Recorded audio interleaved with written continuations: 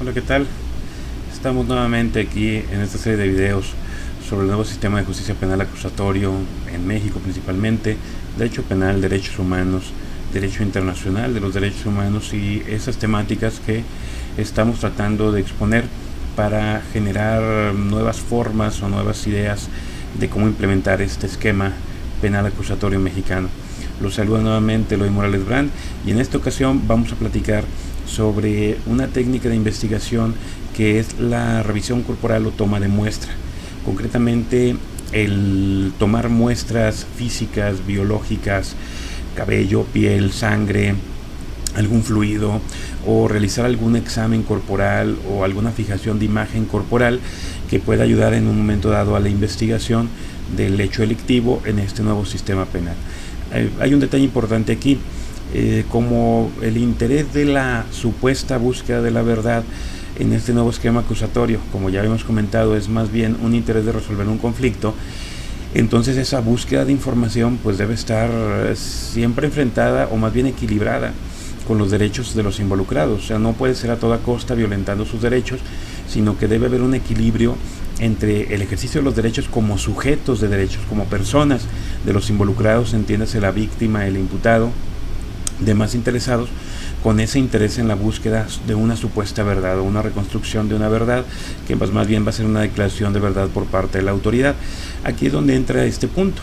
Estamos en el choque de la privacidad y la intimidad de una persona en su punto más íntimo de desarrollo de su personalidad, que es su cuerpo. O sea, ese punto íntimo que el sistema te protege para que tú puedas desarrollarte adecuadamente como ser humano, que pues prácticamente no hay algo más íntimo que tú mismo, tu cuerpo, porque implica tomar pruebas o muestras de ti, es decir, tomar parte de tu ser, de tu persona, y entonces obviamente existe una invasión o existirá una invasión fuerte, altamente invasiva, en lo que viene siendo tu intimidad, privacidad e integridad.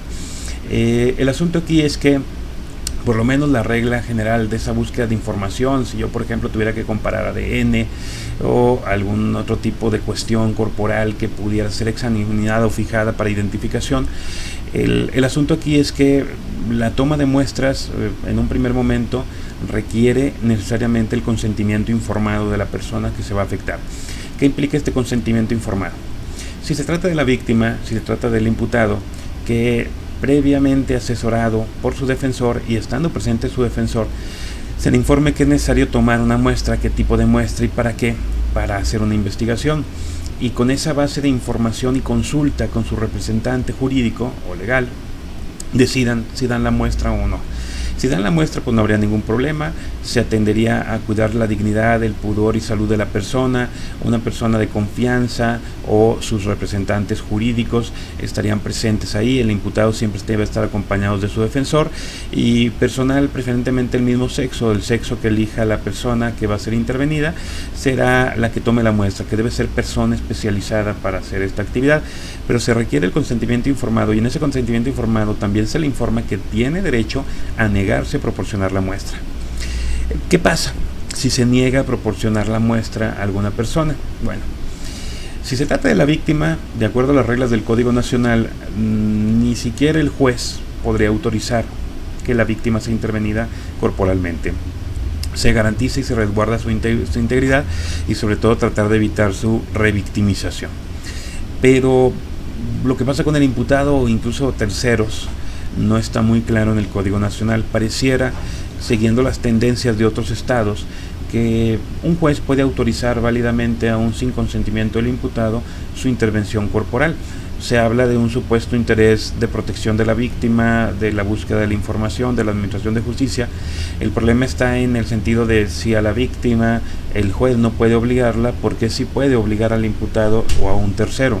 Ese sería un primer punto. Pero bueno, el asunto es que si se llega a requerir esta intervención del juez, la regla general es que sea en una audiencia pública contradictoria para garantizar ese derecho o principio de contradicción, donde la defensa pueda oponerse o pueda manifestarse en contra de lo que el fiscal solicite. Excepcionalmente, en casos de urgencia, la petición puede hacerse a través de cualquier medio y con la misma prontitud e inmediatez el juez tendrá que resolver y contestar.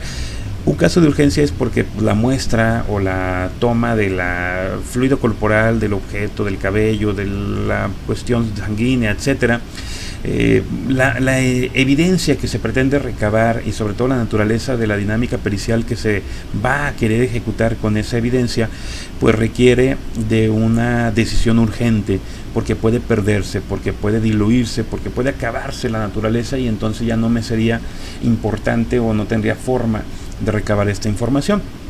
Por eso puede hacerse en forma urgente y decíamos con la misma prontitud el juez responder. El asunto es que esta forma urgente no puede ser por escrito y contestando el juez por escrito. Se tiene que garantizar la contradicción. Puede ser vía videoconferencia, puede ser vía Skype, puede ser vía telefónica incluso, pero que esté presente el defensor del imputado, en caso del imputado, o algún representante jurídico de la persona tercera que pueda ser afectada en este aspecto, y que sea escuchado en defensa o en contradicción.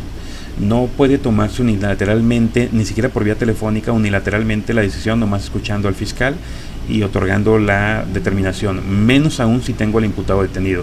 Si tengo al imputado detenido, ese tipo de actividades sobre su persona no se pueden hacer en forma oculta, entiéndase, sin garantía de contradicción. Si el imputado no puede comunicarse por el estado en que se encuentre, por ejemplo, un estado de ebriedad, alguna situación de shock, para eso está el defensor. Y entonces, si se va a hacer vía telefónica, por lo menos tiene que haber un enlace entre tres personas, que es la fiscalía, la defensa y el juez, para que escuche y defina si es posible o no es posible después de generar un debate contradictorio. Lo más conveniente es que sea a través de una videoconferencia, sea a la hora y a partir del lugar en donde se encuentren, pero siempre garantizando el derecho de contradicción.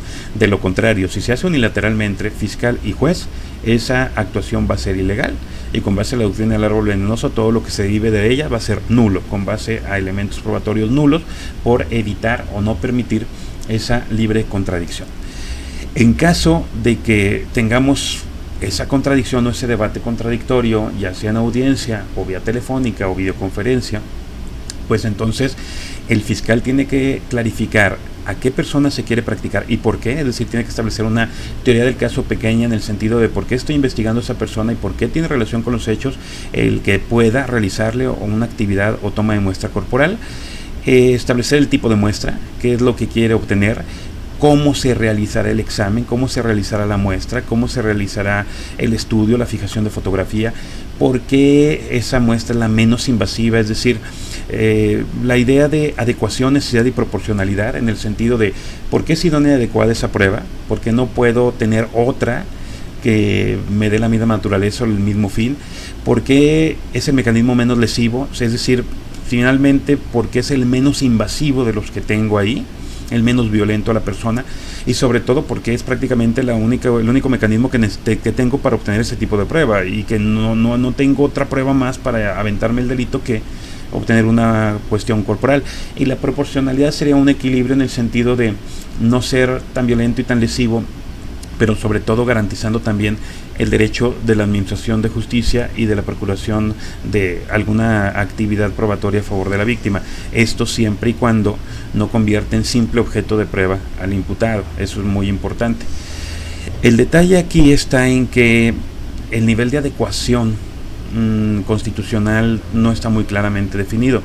La misma Suprema Corte, respecto en juicios de paternidad, no ha podido obligar, no ha establecido criterios para obligar como tal a una persona a someterse a la prueba física. Sí ha establecido presunciones de paternidad, pero no a obligarse a dar la muestra, porque la Constitución expresamente no establece esa permisión. Recuerden que toda intervención a un derecho fundamental tiene que estar autorizada a nivel constitucional, entonces todavía no está muy claro esa parte. Y por otro lado, pues aquí no puede haber presunciones de culpabilidad. Eso lo sabemos bien por la idea de la presunción de inocencia. Pero finalmente, el asunto está en que siempre se debe de garantizar la contradicción y la audiencia del imputado y su defensor, o de la persona que se quiere afectar y su asesor jurídico, o en su caso, su representante jurídico. Si bien expresamente está establecido que la víctima no puede ser sometida a este tipo de intervenciones aún sin su consentimiento, pues debemos tomar en cuenta eso también para las otras partes y tratar de generar un equilibrio y no violentar los derechos de igualdad en este nuevo esquema.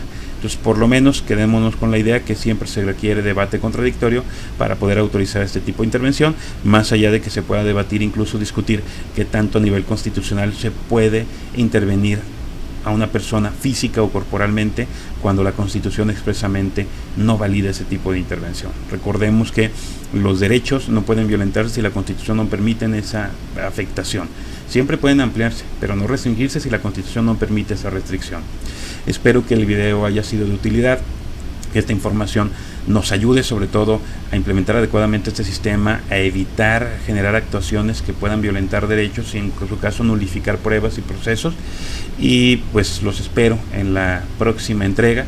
Los invito a que me sigan en Facebook como Eloy Morales Brand, en Twitter como @Elohim y sobre todo en este canal donde seguiremos platicando sobre temas del nuevo sistema de justicia penal. Les agradezco su atención. Eloy Morales Brand. Hasta la próxima.